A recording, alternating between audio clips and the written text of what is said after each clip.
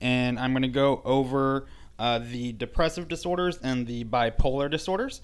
A quick word though, that even though I have these on one PowerPoint, they are two separate chapters or sections in your DSM, so they won't be under the same thing. There's a separate section for the depressive disorders and a different one for the bipolar disorder. So just kind of a quick note about that in case anybody finds themselves frustrated. I'm trying to find the criteria for bipolar and I see all the depressive stuff, but I can't find the bipolar stuff. It's because it's in a different section, though I think they are located near each other. And also, in some good news, I have found a student in the class very graciously shared a link with me so that I can kind of go over parts of the DSM with everybody, and that might really help things or help people feel more confident using the DSM until we meet on Monday. So why don't we jump in? We're now talking about disorders. So mood disorders, and namely we're talking about depression here, but this also applies to the bipolar disorders, are made up of mood episodes, right? So there's an episode, and that's really what it sounds like. We all have episodes, right? And this really highlights what I said in a previous video, that when you're making a diagnosis, you are really looking for a pattern. So a mood episode is some chunk of time in which a person's mood is really high or really low, right? So most of the time we're feeling okay. Sometimes we feel good. We even feel great. Sometimes we feel down. Sometimes we feel really down. So a mood episode is when it's at a really big extreme. So for example, mania or depression, right? I feel very low. So disorder is a pattern of those mood disorders. So some of you are probably very quickly piecing together what this looks like. So for example, for depression, the pattern looks like I feel okay, and then I dip way down low, and I come back up, and I feel low again. For bipolar 1, it's I'm going all the way up to mania, and bipolar 2, it's I have some depression and hypomania, and I don't expect you to know all that stuff right now. It's just to set the stage that these disorders are based on what are the patterns of this person's mood. So these are the type of episodes that the DSM describes. Major depressive episode, which would be the main building block for depression and bipolar 2. A manic episode, right, which is the main ingredient for bipolar 1. Mixed episode, so you have some manic stuff, some depressive stuff, and hypomanic, which is similar to mania, but it does not go as extreme, and it lasts a little bit longer. So let's look at each of these in a little more detail. Excuse me. So we're looking specifically now at major depressive episodes. So if you think you're working with someone who has depression, and if you want to follow along, let me escape out of here for just a quick second and join me. The depressive disorders start on 155. So if you want to follow along, definitely feel free, so you can make notes in here. Let's see. And major depressive disorder starts specifically on page 160. Okay, so I'm going to leave this up, and then I'm going to circle back around to this in the video at the end of the presentation. But if you want to kind of make notes in this section, 160 is where we're at. Now you guys get to see me struggle trying to manage all these different tabs. Okay, so major depression, so 2 weeks, right? That is the time requirement. So you could feel absolutely horrible for a day, even a few days, even a week. That wouldn't create the ingredients needed for a major depression diagnosis. We're looking at 2 weeks, right? and the client feels depressed. They can't enjoy life. And so that can be feeling very down. It can also be apathy, right? It could be numbness.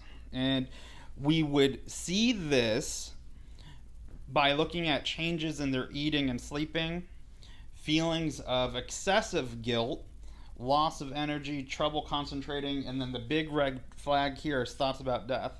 Now, note about the eating and sleeping. People can kind of get lost in the minutia of what's eating enough, what's eating too much, I'm someone who I can go all day talking about eating disorders. They're so fascinating. Here, it's not what's too much, what's too little. It's more of, was there a change, right? Did you go from eating a healthy amount of food or even a lot of food to eating none at all? Did you go from eating a healthy amount of food to binging all the time, right? So it's really the change in those things. Same with sleep. A person who went from maybe someone only needed 6 hours of sleep, and that was their baseline, that was their normal, and now they're sleeping 12 hours, right? Or maybe it was someone who slept a lot. They slept 12 hours. They're just someone who needs that much sleep, and now they're only sleeping 2 hours, right? So it's really the change that we're interested in. Feelings of guilt, guilty feelings happen. It's how these are excessive thoughts, and they're intrusive. And also, is there something to feel guilty about? So with depression, we would be worrying that, okay, this is something that the person had little control of. They just feel like they're the problem. And that's where you start seeing things like suicide notes that would say, everybody would be better off if I was gone. I'm a burden to everybody. Even though nobody's saying these things, that person still feels it. The loss of energy from their baseline, right? Were they somebody who they were already kind of low energy to begin with, but then became even less, right? Trouble concentrating, and that's mostly because of the thoughts of guilt or shame or death kind of interfering.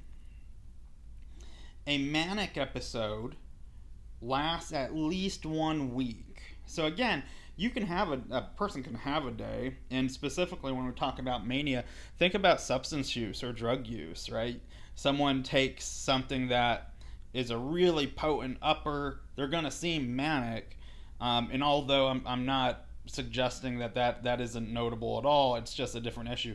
Manic episode, we're looking at a week at least, and the client feels very elated. Now, most of the time in media, when they talk about a manic episode or mania, it's usually they are over the top happy, overly confident, things like that. And that is one way of looking at it. It can also be that they're highly irritable, very angry. It's really that they have a tremendous amount of energy regardless of the emotional label that's put on it. And they're thinking here and now, very clouded judgment, lots of thoughts about nothing bad is going to happen to me, right? And if they're kind of in that positive feeling area, that grandiosity and that overconfidence, it's, the world revolves around me, I will be okay. If it's a place of anger, it's nobody's going to mess with me. I'm very strong, I could survive that. And then they wind up getting hurt inadvertently. Poor judgment because they're up, I'm thinking here and now, not considering everything. And a lot of times, not all of the time, but a lot of times, manic episodes wind up requiring hospitalization, mostly so that the person doesn't wind up hurting themselves. A mixed episode, this is where a person has both manic and major depressive symptoms. Can you imagine what that would be like?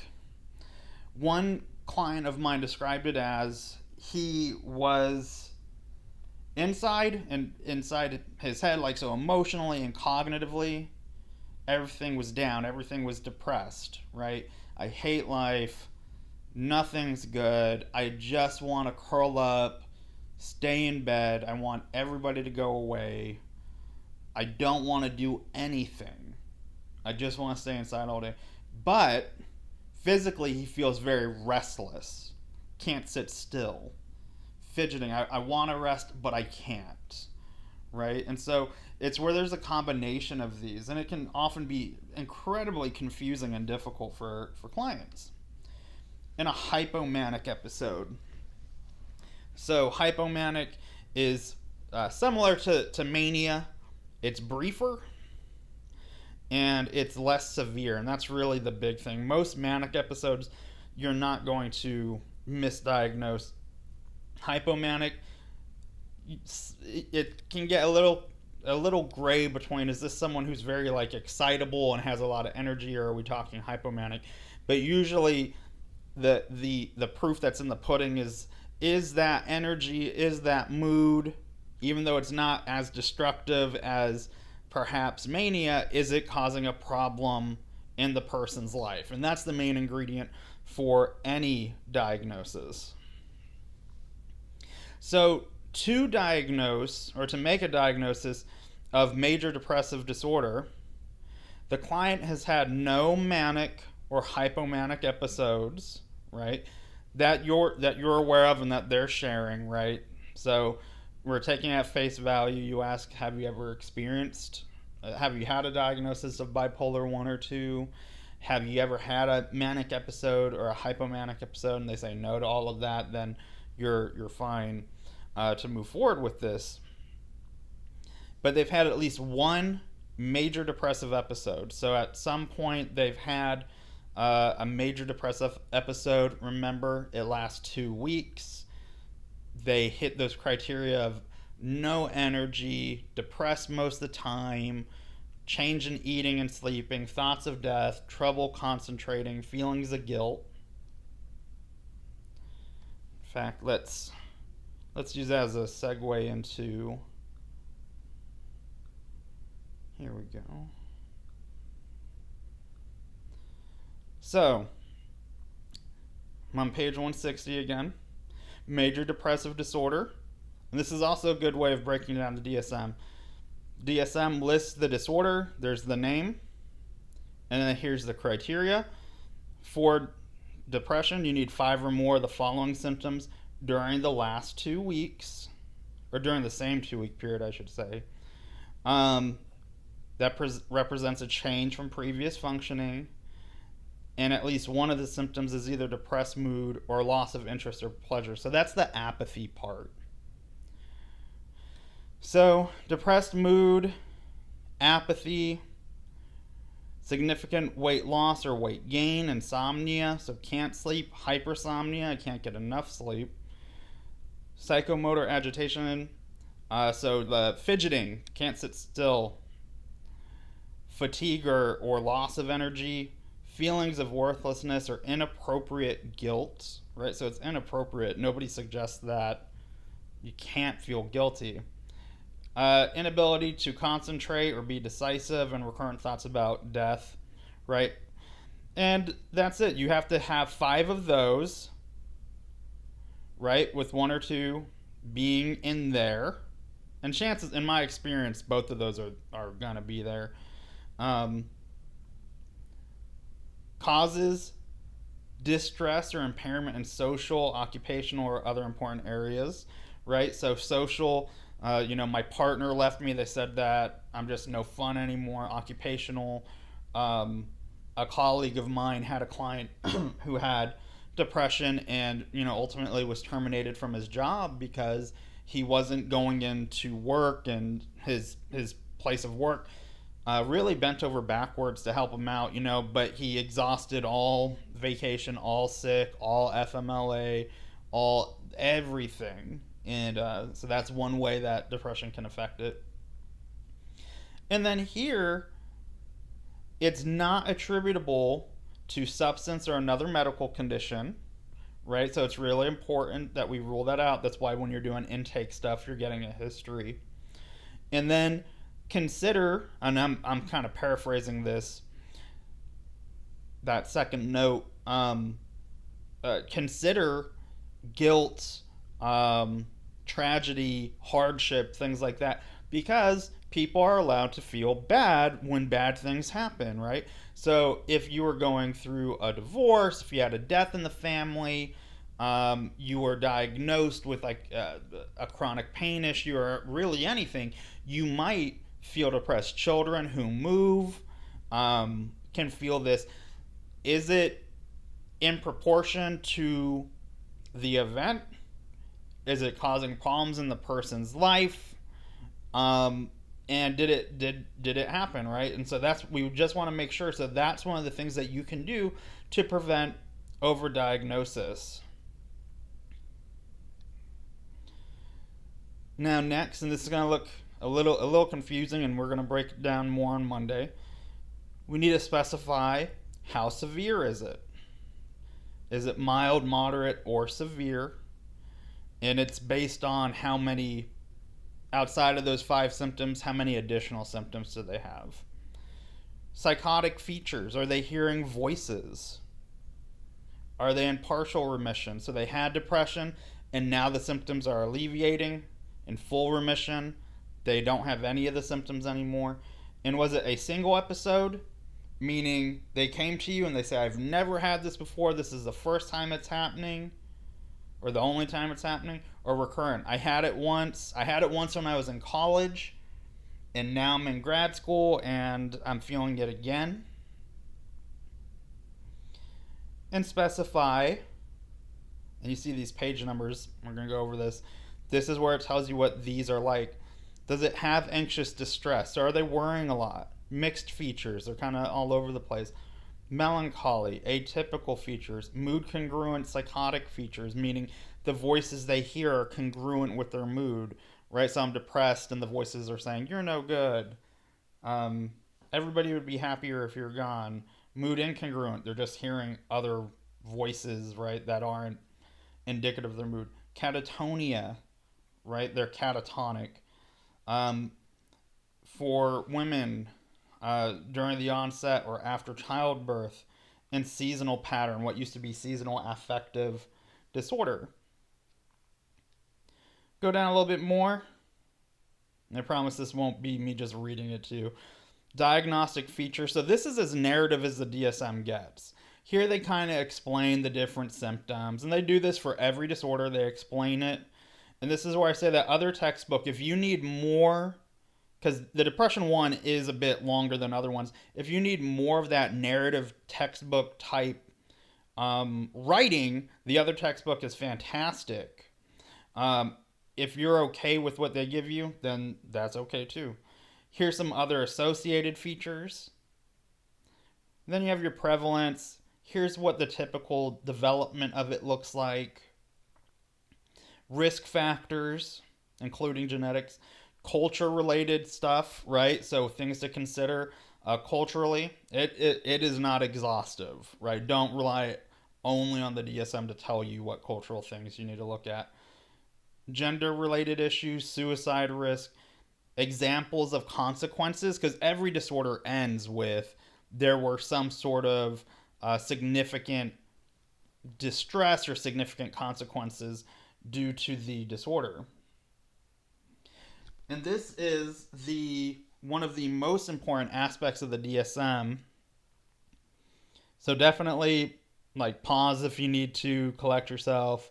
A differential diagnosis. So a differential diagnosis, and those of you that are fans of the hit show House hear this term all the time. This is if I gave you a case study, a differential diagnosis list is every disorder that you think it could be. So you build this big list. It's the first step you do when you're diagnosing. Here's all the things I think it could be.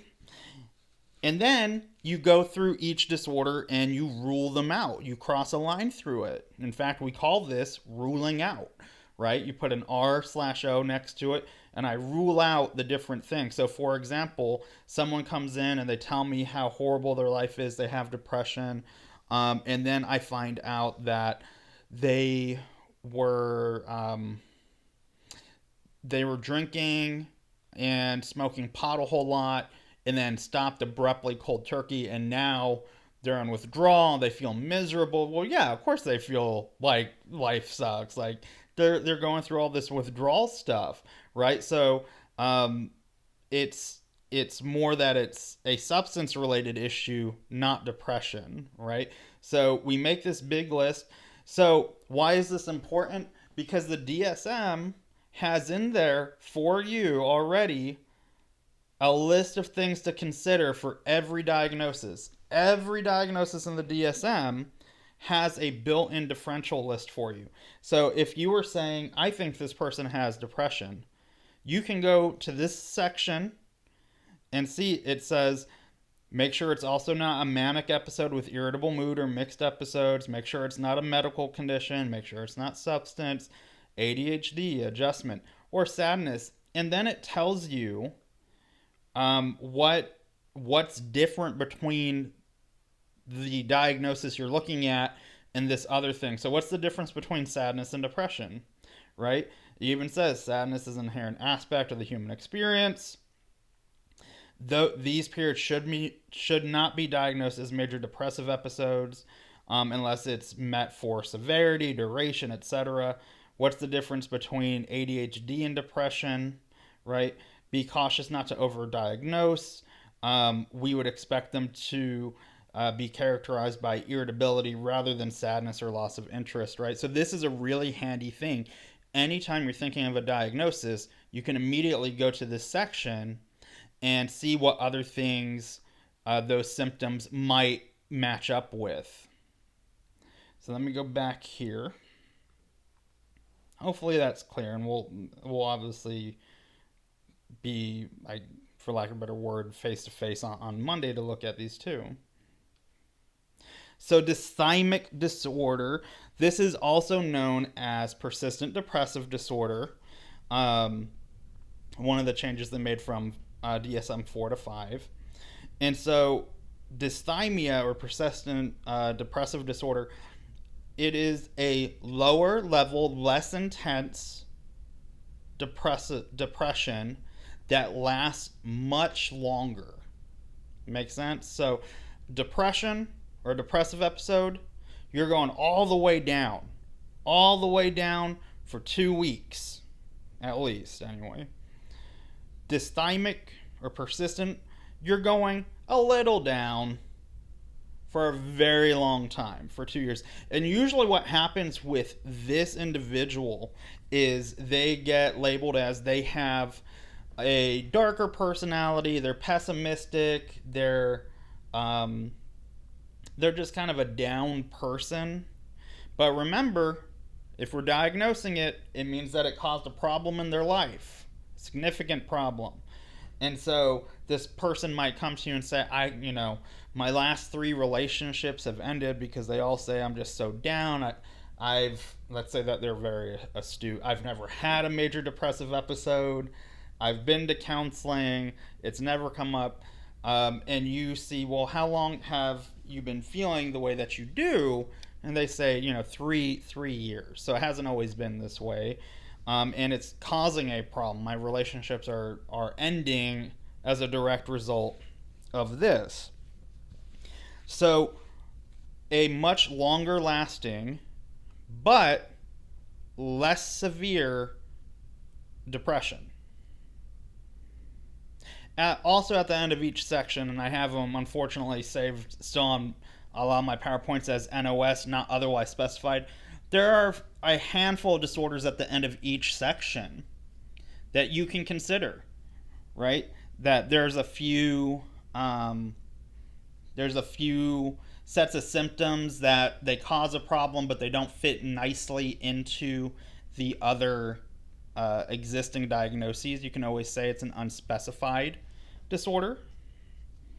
So this is a new one, new to DSM-5 anyway. I would imagine many of you didn't spend a lot of time with the DSM-4, but some of you may have based on where you were working and what you were studying and stuff. So disruptive mood dysregulation disorder. A person is angry most of the time observably. So that's just like it sounds, right? Like this person's walking through Target and we can all tell he's angry. Has severe and recurrent outbursts that are seen in at least 2 settings. So you're allowed to have a bad day. And I'm not minimizing the damage one can do with one bad day. However, we need to see it a couple times um, to make the diagnosis. Otherwise, it's a mistake. It's a bad day, and again, I'm not suggesting that that itself isn't an issue. If it's just one day or one time, it's not necessarily a diagnosis in at least 2 settings. So for kids and teens, school and work, school and home, home and church, sports and wherever, right? If there are extended family situations where it's at his father's house and at school, it's at his mother's house and at camp, right? So look at here. The first diagnosis is after 6, so you can't diagnose younger than 6 years old. Why would you think that is?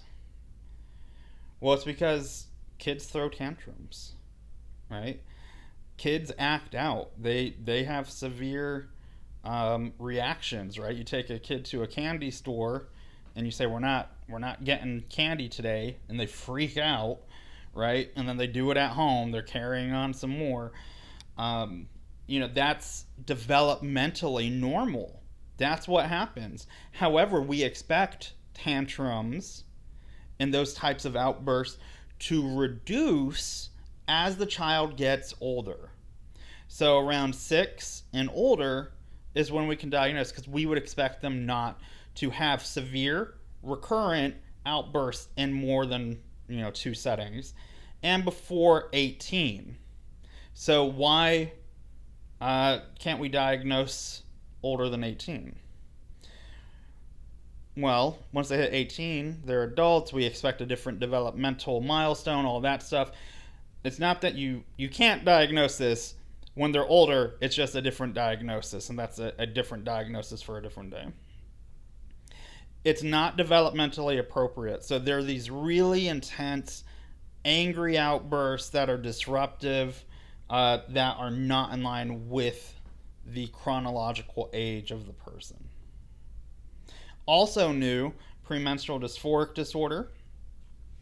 So 5 or more symptoms that they list that cause significant impairment and distress. And I want to, this one came with a lot of discussion, a lot of people advocating for it, a lot of people pushing against it, right? Not wanting to pathologize a normal biological function for women, right? Are we pathologizing being female? We don't want to do that. I will only point out with that it's when there's significant impairment and distress, whether that be they're having some personal distress, like the person feels miserable, right? The intense